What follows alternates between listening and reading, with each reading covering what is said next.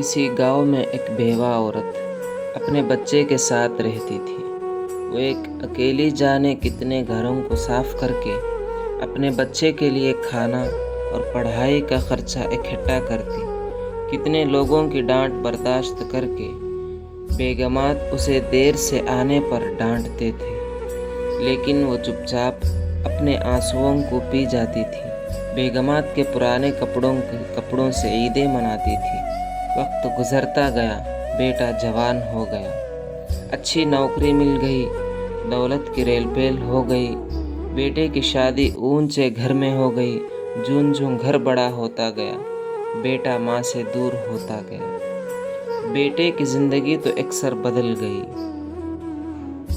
لیکن نہ بدلی بیچاری ماں کی زندگی۔ پہلے وہ دوسروں کے گھروں میں کام کرتی تھی، اب بیٹے کے گھر میں صفائی ستھرائی کرتی ہے اور اس کے ذمے تھی۔ سارا دن کام، کپڑے دھونا، گھر کی صفائی، کچن کے برتن، سب ماں کی ذمہ داری تھی۔ گھر کے کونے میں گھر کے کباڑ کے ساتھ ماں کی ٹوٹی چارپائی اور پرانا ایک کمبل تھا۔ ماں کے لیے بیٹا کبھی ماں کے پاس آتا تو ماضی کی غریبی اور ٹھکانے دینے۔ سردی اپنے عروج پر تھی۔ پھٹا کمبل بوڑھی ماں کو سردی سے بچا نہیں پاتا تھا۔ وہ سوچتی کہ بیٹے سے کہوں، بیٹا مجھے نیا کمبل لے دو۔ کتنی مرتبہ وہ یہ سوچ کر دروازے سے واپس لوٹ جاتی، پتہ نہیں میرے بیٹے کو کہیں پریشانی نہ ہو، اس پر بوجھ نہ پڑے۔ مگر بلا کی سردی نے ایک دن اسے مجبور کر دیا۔ اس نے ڈرتے ڈرتے آخر کہہ یہی ڈالا، بیٹا سردی بہت ہے اور میں بوڑھی ہوں، پھٹا کمبل سردی نہیں روکتا، نیا کمبل لے دو۔ بس پھر جیسے ہی ماں نے کہا، بیٹا تو لڑائی کے انتظار میں تھا۔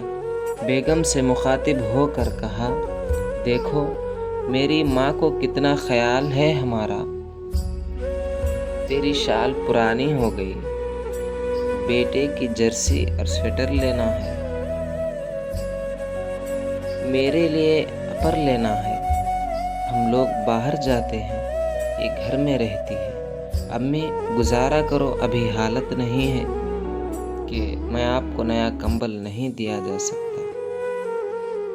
گزارا کرو، اگلی سردی میں لے دوں گا۔ ماں چپ چاپ چلی گئی اور پرانے کمبل ٹوٹی چارپائی پر لیٹ گئی۔ سردی نے بوڑھی ماں پر ایسا حملہ کیا کہ ٹھٹرتی کانپتی اللہ کو پیاری ہو گئی۔ ساری زندگی دکھوں سے لڑنے والی ماں سردی سے نہ لڑ پائی اور زندگی کی بازی ہار گئی۔ صبح جب بیٹے کو خبر ہوئی تو اس نے جیسے خزانے کھول دیے، لاکھوں کا خرچہ کیا۔ لوگ ہش ہش کر اٹھے کہ دیکھو کتنی محبت کرتا ہے بیٹا ماں سے، مرنے کے بعد بھی لاکھوں کا خرچہ کیا۔ خدا را زندہ ماں باپ کی قدر کیجیے۔ اگر آپ کو میری ویڈیو پسند آئی تو کامنٹ کیجیے، اور اگر کوئی غلطی ہوئی ہو میری اصلاح کیجیے۔